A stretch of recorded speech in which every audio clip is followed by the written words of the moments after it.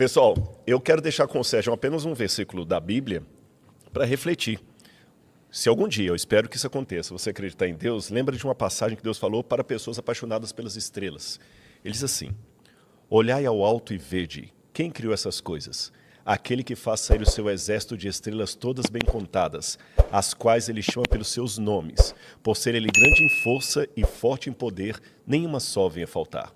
Porque dizes, ó Jacó, ou falas, ó Israel, meu caminho está encoberto ao Senhor? Não sabes, não ouviste, que o eterno Deus, o Criador dos confins da terra, não se cansa nem se fatiga? Não se pode esquadrinhar o seu entendimento. Faz forte ao cansado e multiplica forças àquele que não tem nenhum vigor. Os jovens se cansam e se fatigam, e os moços de exaustos caem, mas os que esperam no Senhor renovam suas forças. Sobem com asas como águia, correm e não se cansam, caminham e não se fatigam. Isso foi escrito pelo profeta Isaías no 8º século a.C. Tá bom? E é com essas palavras também que eu me despeço de vocês. Não esqueçam também de... Que foi, meu bem? Ah, eu esqueci, eu já estava esquecendo das perguntas, Sérgio. Por isso que eu não posso ser âncora de podcast. Não estou despedindo de vocês, não. Tem os super chatos aqui, eu esqueci. Eu que estou sendo um super chato. Ainda bem que eu tenho a dona Laura ali. Ó, gente, isso aqui que é o David, tá bom? Que trouxe bombom para o Sérgio, que não deveria. Vamos lá, então. Tem uma pergunta sincera. Eu li uma pesquisa na internet que diz que a profecia de Daniel foi mostrada para Alexandre o Grande. Isso é verdade? Temos provas arqueológicas disso? Abraços aqui do Parque Alvorada. Vim da live anterior. Viu? Quem falou aqui foi o Lucas. Lucas, eu já ouvi essa história, mas não tem nenhuma comprovação absoluta dela. Flávio Josefo fala alguma coisa nesse sentido, mas... é uma descrição de Flávio Josefo, e que até o Alexandre ficou empolgado porque viu que o reino dele cresceria ali, mas na arqueologia nós não temos nenhuma prova disso. Boa noite. Poderiam falar sobre o Marajoara I e como isso vai mudar nossa realidade, tanto na ciência como na fé? Você sabe o que é o Marajoara? Marajorana I. Não é Marajoara, não. Marajorana I. Eu não sei o que é. Não sei o que é, não. Jade, desculpe, Jade, eu não estou sabendo o que é também. Perdoe-me, nem eu nem o Sérgio estamos sabendo, então acho que não vai mudar muita coisa, não. Fala, Rodrigo Silva, fala, Sérgio Foguete, @ Sérgio Foguete, esse é o seu mesmo, não é do outro não, né? Não é o meu não. Mas... Então você está mandando para o Sérgio errado, viu? Tudo bem. Sou fã do trabalho de vocês. Qual a opinião de vocês sobre a teoria do boundary do Hawking? Teoria do boundary? Do boundary, do Hawking, do Stephen Hawking. Eu conheço pouco da teoria dele. Não sei que teoria que é. Não sei se você está falando da teoria dele da evaporação de buracos negros, que é até a radiação Hawking, entendeu? Uhum. Cara, é uma teoria, a tese de doutorado do Stephen Hawking é propondo que os buracos negros, por flutuação quântica, eles vão aos poucos perdendo matéria, ou seja, eles vão evaporando. E pode ser que um buraco negro deixe de existir. Só que isso é só uma teoria. Um negócio muito importante o pessoal entender na física, você precisa ter a parte teórica bem definida, que é a matemática, a física. Não pode, por exemplo, eu atravessei a tela desse computador. Isso não existe fisicamente, porque eu bato aqui. Então tem que estar a física e a matemática bonitinha. Isso a gente chama da teoria. E depois tem que ter a parte experimental. A parte experimental tem que estar de acordo com a teoria. Então, a radiação Hawking, ela teoricamente está lá bonita, é a tese de doutorado dele. Mas ela não foi provada ainda. Não foi provada experimentalmente. Só tem um setor da física que aconteceu o inverso, que é a física quântica. A física quântica, primeiro nós observamos acontecer um fenômeno e depois eles foram atrás de uma teoria para explicar. Mas normalmente o que você tem que fazer é isso, você desenvolve teoricamente e depois você bola um experimento para explicar aquilo. Enquanto não tiver essas duas coisas, tanto que o prêmio Nobel hoje de física ele é dado para os dois grupos. Matemático para o grupo teórico e para o grupo experimental. No caso do Einstein, então, até Sobral... O Einstein não ganhou o prêmio Nobel por causa da relatividade. O Einstein ganhou o prêmio Nobel por conta de um negócio chamado efeito fotoelétrico. Que você ele deu depois usa, para a esposa lá e tudo, né? Que você usa todo dia. Todo dia. Sabe aonde? Na porta do elevador. Sabe quando você põe a mão na porta do elevador para ela voltar? Aquilo ali você está usando o efeito fotoelétrico desenvolvido pelo Einstein ganhou o prêmio Nobel. Você usa um prêmio Nobel todo dia. Não foi pela teoria da relatividade. Não foi. Ele nunca ganhou o prêmio Nobel pela teoria da relatividade. Dizem que é um grande... Também quem diz que uma vez perguntaram para o Lemaitre assim, dizem que há apenas 2 pessoas, fora o Einstein, que conseguem entender a teoria dele. Aí o Lemaitre falou assim, quem que é o segundo? Exato. Só sei de mim. É isso Rodrigo aqui. Rodrigo, fala sobre Orion. É uma dúvida sincera. O Rambler Guzmão. Ô, Rambler, eu teria que ter muito mais tempo aqui, o Sérgio também. O que eu posso falar sobre Orion é que interessante que Orion, ele, em todo o passado, ele é colocado sempre como símbolo de uma figura salvadora que destrói um boi celestial, a constelação do Taurus. O Orion é o caçador, que a gente chama, né? Que destrói, é o caçador. Nos egípcios era o Osíris, depois virou o caçador, o Orion. Uma das estrelas dele tem um nome curioso, é um nome que vem do hebraico via o árabe, que é Betelgeuse. E tem outros, Rigel também. Exatamente. Né? Que deve Rigel, ser sim, mas a Betelgeuse ela é interessante porque significa portal de Deus. Betel, início do portal de Deus. E alguns falam de uma coisa muito interessante sobre uma luminosidade que vem de Orion, mas eu estudei isso há tanto tempo e parei, me desatualizei, eu não teria nem Orion tem várias coisas legais, né? Tem as Três Marias, que é o cinturão do caçador. Tem a nebulosa de Orion, que é a espada do caçador, né? Só tem um problema, tá? Aqui no Brasil... A gente vê de cabeça para baixo, isso que eu ia falar. No hemisfério sul, a gente vê ela de cabeça para baixo, porque isso é uma coisa triste, né? Porque todas as constelações, as 88 constelações do céu, elas foram definidas no hemisfério norte, principalmente pelos europeus, mas vindo da tradição do Oriente Médio. Então, quando você olha aqui, está tudo de cabeça para baixo. Tá aí. Como é que o terraplanista fala? Porque se a Terra for plana, o Orion deveria estar do mesmo... Exatamente. Eles falam que primeiro, para eles não existe isso aí, né? É verdade. Porque isso aí está fora do domo. Então não pode. Tá tudo bem, deixa pra lá. Mas uma outra hora eu posso falar mais sobre Orion, tá bom? Que mais aqui? Não, Nero reencarnou... alguém colocou aqui, Rodrigo A. Santos. O Rodrigo está falando aqui. Não, Nero reencarnou como João Paulo II. Eita! O mesmo Deus que proibia consulta aos médiuns é o mesmo que mandava matar mulheres e crianças e ovelhas.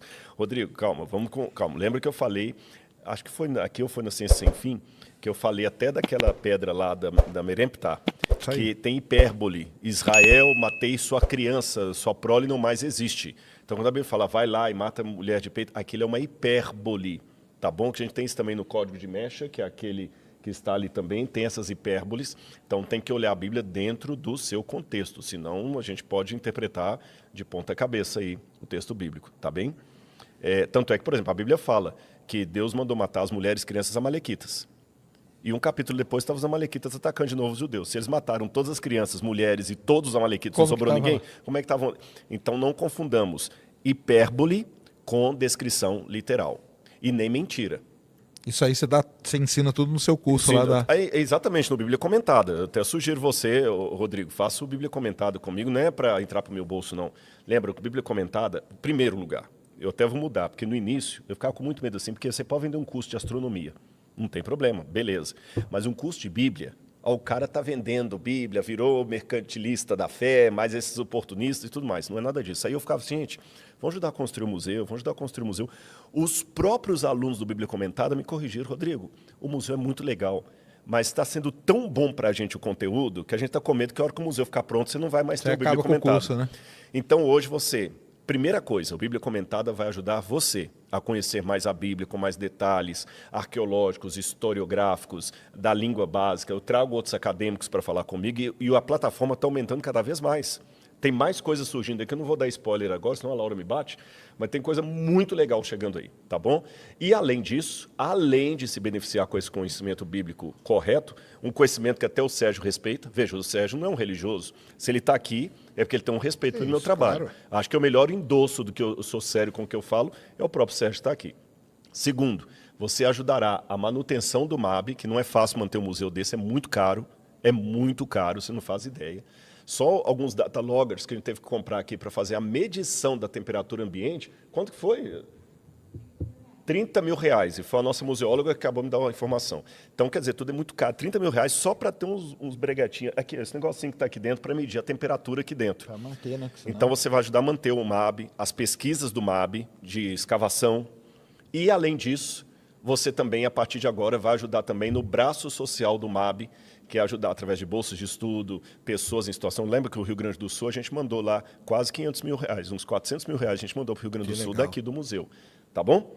Vamos aqui mais 2 perguntas para a gente já finalizar. Olá, Rodrigo e Sérgio. Queria perguntar para o Sérgio, o que acontecerá se o sol literalmente parasse, como está no livro de Josué? Eu vou falar para você o que é o negócio. Josué tem uma parte lá que o Josué fala assim, o sol detente no vale. Né? Quando ele tava, aí o sol demorou a se pôr para eles batalharem lá. Aí alguns entendem que o sol realmente parou no céu desde a ótica e tudo, então para parar a Terra teria que parar, girar aquela coisa toda. Só que, astronomicamente falando, seria uma coisa muito estranha se isso acontecesse. Né? Então, eu já tinha ouvido falar, aí você me corrigiu aqui quando eu falei, né, que eu já tinha ouvido falar que esse lance do sol parar, o pessoal interpreta como se fosse um eclipse, entendeu? Que o sol parou e tal por um tempo para o pessoal continuar guerreando. E eu já cheguei a ler em algum lugar então que isso era um eclipse. Eu te respondi errado. Eu pensei que você estava, quando você estava falando assim, alguns confundem o eclipse com o sol parar, e que ali seria uma questão de que tem um professor, Daniel Weistum, que ele acredita que pode ser um fenômeno astronômico de um eclipse que dá a entender que o sol realmente parou. Exatamente. Desculpe, eu vou corrigir a minha correção. Tá. Mas é que falou de uma maneira genérica, seria isso aqui. Então seria isso. Mas já tem estudos sobre isso na astronomia. Depois procura, viu? Só para ver que é o artigo do professor Daniel Weistub. Se você procurar Daniel Weistub, o artigo não está em português, mas você pode ler um artigo acadêmico. Mas, de qualquer maneira, só para saber assim, se isso fosse literal, se a Terra parasse, se a Terra parasse, pessoal... O que aconteceria? A gente ia sair... Eu acho que essa é a pergunta dele. A gente ia sair voando imediatamente, porque a Terra está girando muito rápido, né? Assim, é muito rápido ou muito devagar? Aí os terraplanistas falam que a Terra gira muito rápido, entendeu? Você acha que a Terra gira muito rápido? Ela demora 24 horas para dar uma volta em torno do seu eixo. E aí? Isso é rápido ou devagar? Depende, cara. Depende do que você está com relação a quê. Porque um lance que tem, negócio de velocidade... A velocidade sempre é relativa, entendeu? Nós estamos parados ou estamos em movimento? Estamos em movimento. Depende. Eu, com relação a você, eu estou parado. A perspectiva é que estou parado. Porque é uma coisa muito interessante o pessoal entender, isso aqui é fundamental. Nós não sentimos a velocidade, nós sentimos a aceleração. A aceleração é a variação da velocidade. É verdade. Se eu colocar você num carro a 100 km por hora, e tiver uma montanha lá, a montanha está parada. E você andar no carro a 100 km por hora, você não vai sentir. Agora, se eu colocar você num carro a 100 km por hora e de repente pisar no freio, você vai sentir a variação da aceleração. Então é isso que a gente sente. A Terra, ela gira, a velocidade dela é constante, então a gente não... Porque muita gente fala assim, eu estou aqui, eu não estou sentindo a Terra girar. Você não vai sentir. Agora, se ela parar, na hora... O que ia acontecer? Montanhas, ia ser uma catástrofe geológica tão grande. Como se fosse um carro freando. Exatamente. Como se fosse um carro freando. Toda a inércia ia... Você ia sair voando a uns, 2.000 km por hora, uma coisa assim. Um acidente geológico catastrófico no planeta, entendeu? Então, a gente ia perceber na hora que a Terra parou. Pensou? Mas às vezes assim, nem precisa da Terra parar, não. Vem uma mãe com um chinelo na mão, a gente sai tudo voando também. Sai voando. Aí a gente pega a velocidade da luz. Ó. Então aí, quem fez essa pergunta aqui só tá LC, viu? Por isso que eu não coloquei o nome aqui. Obrigado aqui. O LC mandou inclusive um superchat aqui também, ó, gente. Esse pessoal, tudo que eu tô lendo aqui, obrigado aqui, ó. O Lucas Vinícius aqui, mandou R$20. Eu vou perguntar a pergunta do Lucas também. Rodrigo, se Deus é onisciente, onipotente, que sabe tudo o que acontece, por que ele criou Satanás sabendo que o iria se rebelar? E para o Serjão, se Jesus aparecer na sua frente e fazer um milagre, você acreditaria? Eu vou deixar o Serjão responder primeiro, depois eu respondo. A pergunta para você é essa: se Jesus aparecesse na sua frente hoje, é o Lucas Vinícius, e fizesse um milagre? Aí lógico que eu ia acreditar, né? É igual se um ET aparecer na minha frente agora, na hora que eu estiver saindo, baixar um ET na minha frente, eu acredito, cara. Mas aí tem um negócio muito legal com o negócio de ufologia. Eu já fiz muita observação, vigília. Mas você nunca viu nada? Eu nunca vi nada. Aí o pessoal fala assim, lógico que você não viu. Eu falei, lógico por quê? Você não acredita. Não tem fé. Eu falei, quer dizer que ele só aparece para quem tem fé. Aí fica fácil. Muito interessante, é verdade. Viu? Bom, para mim, aqui, eu acredito que o milagre já aconteceu, viu, o Lucas? Respondendo para o Sérgio aqui.